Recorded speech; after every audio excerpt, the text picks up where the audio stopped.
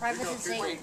Take the microphone there. We all Hold it close. Hold it close. Medicare, can you hear me? Yes. Medicare privatization and cuts in Social Security primarily affect women and the poor. And I was wondering if there's any way that that can be addressed so that everybody feels some of the pain. You bet. Right now, there's a lot of discussion going on about Medicare and all that was suggested. Frankly, under the Ryan plan, you can like it or dislike it. But under that plan, there were no cuts proposed for Medicare at all. And then there was no other plan suggested. The Democrats haven't suggested one. So right now, there haven't been cuts. Now, the health care bill that was passed last year had $500 billion cuts to Medicare, so you still want to be aware of that. Medicare Part A or anyway, Medicare Advantage is where the cuts were coming out of. So right now, I don't see any cuts at all for Medicare, especially for people 55 and older. Again, those things are kind of lost in all the discussion, but nobody's suggesting we change the program for people who are in it. Yes, ma'am. Why did you vote to? Flip the lever and hold it Mr. close. Pearce, the folks in the back have asked if the person asking the question would state their name and where they're from.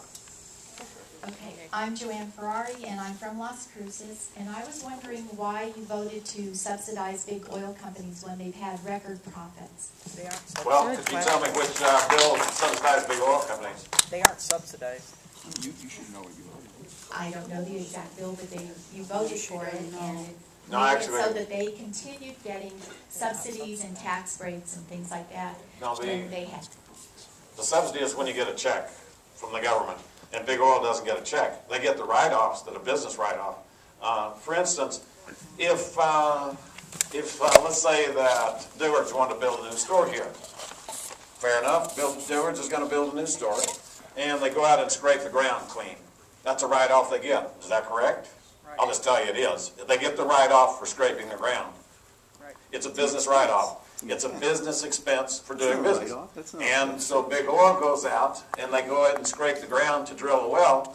And what the people are saying is that scraping of the well should not be a write-off for oil companies, but it should be a write-off for Dewards. That was one.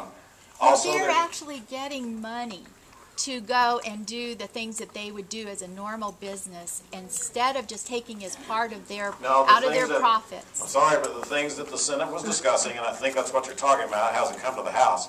But the thing the Senate was talking about were stopping, number one, the intangible drilling cost, and that are those costs for scraping the ground, drilling the hole, putting pipe in the well.